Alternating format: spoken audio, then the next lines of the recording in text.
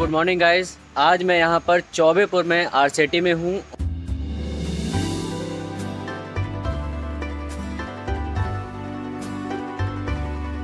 Hello.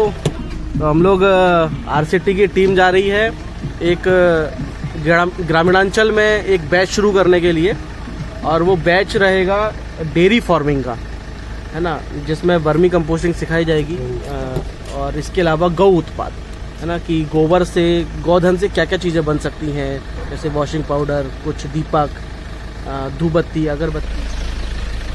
Hello. हम लोग अभी जो बैच अभी शुरू करने गांव में जा रहे हैं, जो प्रशिक्षण होगा वो गौ उत्पाद पे आधारित है। गाय के जो बाई प्रोडक्ट हैं उनको यूज़ करके हम कैसे पैसा बना सकते हैं गांव में, कैसे हमारे जो गांव के लोग हैं, जो गाय आजकल घूम रही है सड़कों पे, कैसे उनको उत्पादक बनाया जा सकता है। सो गाइस चलते हैं और आपको दिखाते हैं आज गौ आधारित प्रोडक्ट क्या क्या बना सकते हैं आप।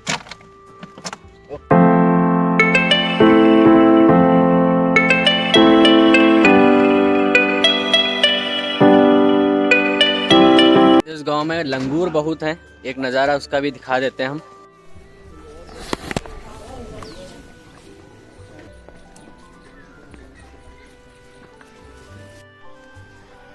थोड़ी भैंस दिखाओ यार, शुरू तो हो जाए मेरे भाई। भागवत वगैरह हो रही होती है तो वहाँ बहुत सारी भीड़ पहुँच जाती है।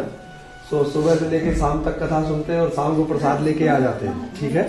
लेकिन जो खुद के काम के लिए है, जो आदमी खुद के लिए कुछ घर में आप सहयोग कर सके, कुछ कमा सके गांव में रह के, एक चीज दिक्कत तो है कि अभी आप लोग 11 किलोमीटर दूरी तो है मरियानी यहाँ से, वहां नहीं जाने को कोई तैयार होते हैं कि दिक्कत वहां आने जाने की है, तो बाहर निकल के कैसे पैसे कमा सकते हैं, है ना। तो ये दिक्कतें गांव की महिलाओं के साथ में है कि बाहर जा पाना थोड़ा सा मुश्किल है, क्योंकि और काम के साथ साथ उनके पास घर की भी बहुत सारी जिम्मेदारी, बच्चे हैं, जानवर है, घर में परिवार है। तो सरकार ऐसा सोचती है कि जो समूह का जो गठन हुआ वो भी यही उद्देश्य है, भाई हर एक आदमी, हर एक डिपार्टमेंट आपके गांव ही तो आता है सारा, आपको इसीलिए ग्राम सचिवालय बनाया गया कि एक प्लेटफॉर्म मिले, वहां पे आप लोग कर सके। ऐसा तो नहीं कहा गया कि रावतपुर आ जाना, वहां पे तुम लोगों को बताएंगे, है। तो इसीलिए यहाँ पे गांव में लाके इस प्रशिक्षण को शुरुआत करा गया, ताकि आप लोग कुछ अपने लिए कर सके, है ना, और अपनी वैल्यू को बढ़ा सके। बढ़ाना है वैल्यू, कहाँ बढ़ाना है, कैसे वैल्यू बढ़ाना है अपनी, मेहनत करेंगे तो वैल्यू बढ़ेगी। कहाँ बढ़ेगी वैल्यू, वही मैं पूछ रहा हूँ।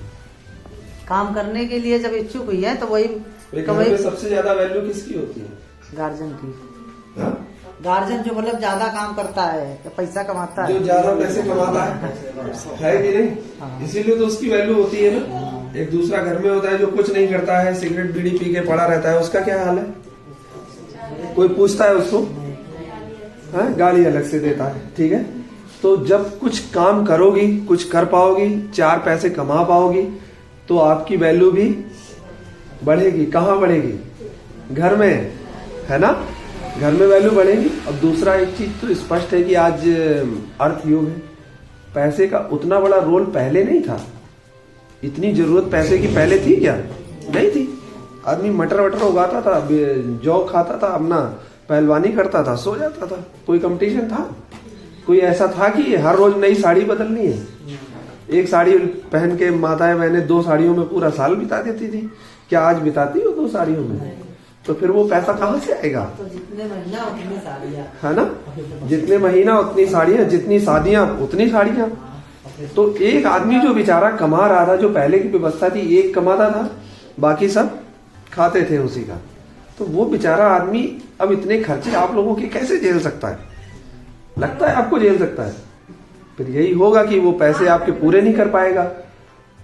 वो झगड़े से बचने के लिए, आपकी उम्मीद पूरा करने के लिए वो कहीं से लोन लेगा, उधार लेगा, फिर उसको जमा नहीं कर पाएगा, फिर वो गुस्साएगा, फिर एक दिन ऐसा आएगा कि घर में झगड़ा होगा, ठीक है ना। तो आज की स्थिति क्या है कि घर में जितने सदस्य हैं उन सब का कमाना जरूरी है। क्या मानते हो आप लोगों का, क्या कहना है? चाहे वो भले ही 18-20 साल का बच्चा हो, ठीक है ना। बहुत से ऐसे संस्थान में जो बच्चे बाहर जाके गरीबों के पढ़ते हैं, वहाँ जब घर से उनको पैसा नहीं मिलता तो अपना नाइट में 2-4 घंटे की ड्यूटी कर लेते हैं। ऐसे लोग जाके सफल होते हैं, है ना। हम लोग जहाँ पढ़ते थे वहाँ लाइब्रेरी में ड्यूटी मिल जाती थी, 500-600 रुपए मिल जाते थे महीने, है? तो कहने का मतलब है कि खाली नहीं बैठना है, कुछ ना कुछ करना है, ठीक है। तो वही करने के लिए ये जो प्रोग्राम हम लोग अलग अलग चलाए जा रहे हैं, जैसे भी अर्जित बता रहे थे आरसीटी में यही एक केवल कोर्स नहीं है, ये तो गौ आधारित उत्पाद तो हमारे पास था ही नहीं, हम लोगों ने ऐड करके आप लोगों को किया। लेकिन हम लोगों के पास 64 तरीके के कोर्स हैं। आपके क्षेत्र की बहुत सारी महिलाएं जाती हैं, वो कोई ब्यूटी पार्लर सीखता है, कोई सिलाई सीखता है, कढ़ाई अभी एक नया वो जो एम्ब्रॉयडरी कढ़ाई नहीं करते साड़ियों पे, यहाँ आपके गाँव में बहुत सारी एक हो रही है, ये सिराजपुर के आगे एक जो पड़ता है, तो वहाँ बहुत सारी कढ़ाई का काम हो रहा। महिलाएं लखनऊ से माल आता है यहाँ कढ़ाई करती, उत्तरी गांव है कोई, है ना, तो वहाँ अपने घरों में बैठ के काम करती हैं और वो माल लखनऊ चला जाता है, उनको उसका पैसा मिल जाता है, घर में बैठ के कमा रही। अरे हम कहते हैं एक महीने में 2-4-5 हजार भी कमाओगी तो कम है क्या, घर बैठे बहुत है ना। तो कहने का मतलब ये अभी एक चीज और बड़ी दिक्कतें हो गई कि जो जमीनें थी हम लोगों के पास में पहले जो ज्यादा थी वो बढ़ते अभी तो बहुत थोड़ी बची हुई है। तो खेती से भी धीरे धीरे काम कम होता चला जा रहा है, तो कहीं ना कहीं कुछ तो करना पड़ेगा ना। तो वही मैं बता रहा था कि हमारे यहाँ सिलाई, कढ़ाई, प्लम्बिंग, बिजली वगैरह सुधारते हैं, एसी सुधारते हैं, अचार पापड़ का बहुत अच्छा बैच चलता है। अचार पापड़ आजकल देखते हो पैकेट में बिकता रहता है, तरह तरह के उसके डिब्बे बनाना, जो गत्ते के डिब्बे वगैरह बनते हैं, टॉयज जो टेडी बियर वगैरह बनते हैं उनका ट्रेनिंग रहता है। ऐसे कुल मिला के 64 तरीके के कोर्सेस, ठीक है। और उनका उद्देश्य सिर्फ एक ही है कि उस व्यक्ति को खुद का कोई ना कोई रोजगार करना है, अपना कोई काम करना है। अब ऐसा नहीं वो ये कहता है कि यहाँ सीखो और दिल्ली जाओ नौकरी करो, ऐसा तो आप लोगों के लिए संभव नहीं है, ठीक है ना। दिक्कतें हैं कि नहीं, तो ऐसा है कि आप गांव में रहकर तो कर सकते हो। कुछ 10 लोग अच्छा बना लेते होंगे, आप लोगों में कोई होगा जो बहुत अच्छी सिलाई कर लेता होगा, बहुत अच्छे स्वेटर कोई बुन लेता होगा, कोई एक आप लोगों में ऐसी तेज महिला होंगी जिनको थोड़ा घूमना फिरना पसंद होगा, शहर चली जाती होंगी, वो आप लोगों का सबसे खरीद के जाके बेच आएंगी, है ना। यही तो होता है आजकल। तो कोई काम महिलाओं से नहीं बचा हुआ है। आप लोगों को क्या लगता है बसें ड्राइवर चला रही हैं, गाड़ियां चला रही हैं, एरोप्लेन चला रही है महिलाएं, है ना, पार्सल डिलीवरी कर रही हैं। अभी मैं एक दिन बात कर रहा था तो कोई एक लेडीज बताइए पार्सल डिलीवरी मरियानी में करनी आती है, जो डाक देने आती है ना। तो अभी वो जो पहले वाली चीजें थी ना, कि जो शर्म जो थी ना, उसको थोड़ा सा आपको साइड में रखना पड़ेगा। ये काम करेंगे, ये छोटा है, लोग क्या कहेंगे, ऐसा कुछ नहीं। काम होता है हमेशा, है ना। सरदारों को देखा है कोई क्या सरदार यहाँ नहीं होंगे, है ना। सरदारों को देखा है, है ना। उनके लिए कोई काम छोटा बड़ा नहीं होता। उनका जो मंदिर है, जो उनका जो गुरुद्वारा है, स्वर्ण मंदिर जहाँ बोलते हैं, वहां पे कार सेवा होती है, ठीक है। और यहाँ का कितना भी बड़ा अधिकारी हो, करोड़पति, वो वहां जाके कार सेवा करता है। मतलब गेट पे बैठता है, आने जाने वाले लोगों का जूते में पॉलिश करता है, ठीक है। वो क्यों करता है, मजा नहीं आता उसको। ऐसा नहीं कि शौक हुआ तो जूते में पॉलिश कर लेते, मजा आएगा। इसलिए कि कल को उसको कोई छोटा काम करना पड़े तो उसको बेइज्जती महसूस ना, ठीक है ना। हमारे पास सबसे बड़ी दिक्कत ये, हम खूब सोचते हैं कि पैसा कमाएं, खूब सोचते हैं काम करें, लेकिन अब सोचते हैं अरे हम तो ये हैं, गांव के लोग क्या कहेंगे, अरे उनकी महिलाएं काम कर रही हैं या कुछ नौकरी कर रही हैं। तो इस चीज से धीरे धीरे बाहर जितना जल्दी आ जाएंगे उतना ही अच्छा रहेगा। वही अगर कुछ और कहीं कुछ बदला नहीं है, यही देश है, ठीक है ना। अभी आप दूसरे क्षेत्र में चले जाएंगे, आप सिक्किम में चले जाइए, असम में चले जाइए, पड़ोसी देशों में चले जाइए, सारे के सारे दुकान, चाय से लेके रेस्टोरेंट, होटल, ढाबा, सब में लेडीज बैठी मिलती। अपने यहाँ भी बदल रहा है, ऐसा नहीं यहाँ भी पीछे। कानपुर में आप जाइए, ज्यादातर सब लेडीज बिजनेस चला रही है। तो ये जो समय है ना, वो धीरे धीरे क्या है ना, बदल रहा है, ठीक है। तो बदलते समय के साथ बदल जाना बहुत जरूरी है, नहीं तो फिर वो पिछड़ जाएंगे, ठीक है। पिछड़ जाएंगे, फिर बगल में देखेंगे उसने मोटरसाइकिल खरीद ली, उसने अच्छा घर बना लिया, उसकी बीवी 5000 की साड़ी पहन रही है ना। वो फिर आपको क्या है कि वो जलन पैदा करेगा। जलन होगी कि नहीं होगी? हाँ, जलन होगी कि नहीं होगी? हाँ, क्यों नहीं, ठीक है ना। बिल्कुल जलन होगी, सही बात है। जलन होगी तो फिर मतलब एसिडिटी होगी। दूसरे की खुशी देख के जलन है।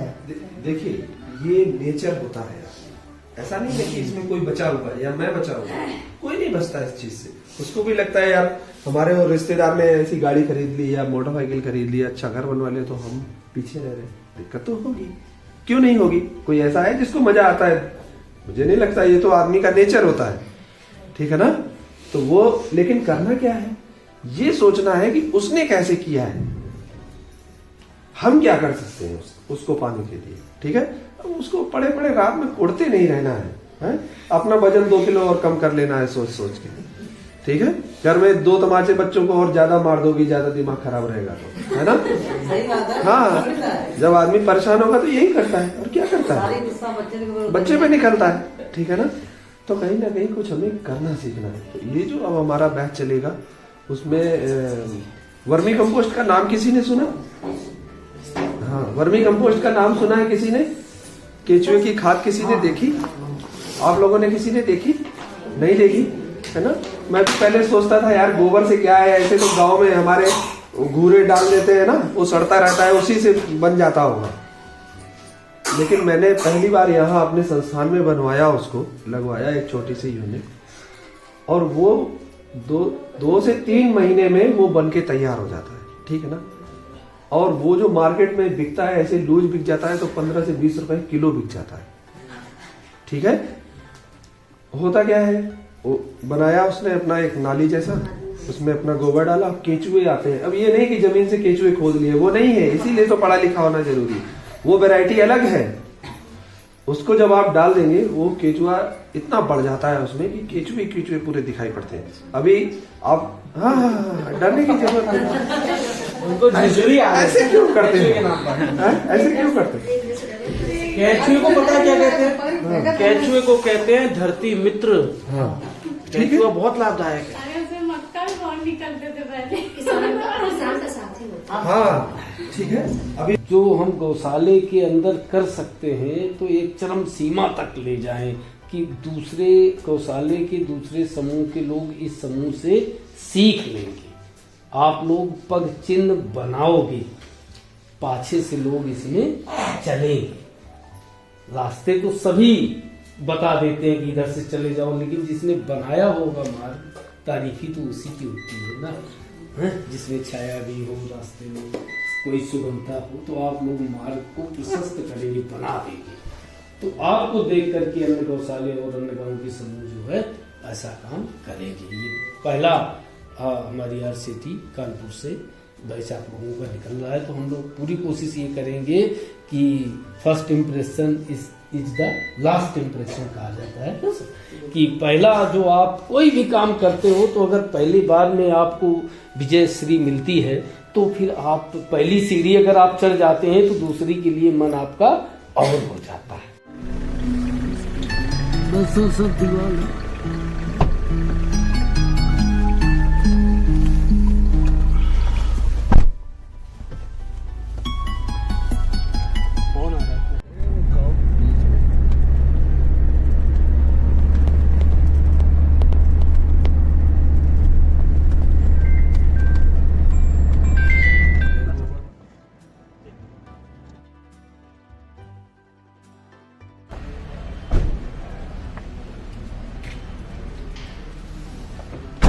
हमारे साथ में लखीमपुर खीरी से अवनीश शर्मा जी, और ये यहाँ पर आज RCT चौबेपुर में मोबाइल के रिलेटेड जो है उन्होंने सिखाने का काम शुरू किया। मेरा नाम अवनीश शर्मा है, मैं लखीमपुर खीरी से प्रॉपर जिले से आया हूँ, और यहाँ पे RCT में मैं 30 दिन की ट्रेनिंग के लिए बच्चों को मोबाइल रिपेयरिंग, उसमें सॉफ्टवेयर हार्डवेयर के बारे में उसमें प्रॉपरली जानकारी देने के लिए मैं यहाँ पे आया था। लगभग ट्रेनिंग पूरी हो गई है और अभी ट्रेनिंग लगभग 2-3 दिन की ट्रेनिंग अभी फाइनली बची है, उसमें एग्जाम होगा बच्चों का और उसके बाद सर्टिफिकेट वगैरह होगा।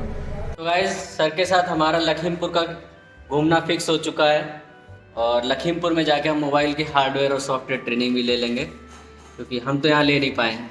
ठीक है ना सर जी। तो बाकी लखीमपुर वालों से भी मतलब कहेंगे कि आप लोग भी हमारा चैनल देखिए, शेयर करिए और सब्सक्राइब करिए। साथ में हम भी लखीमपुर आकर हम आपका वो शहर घूमेंगे।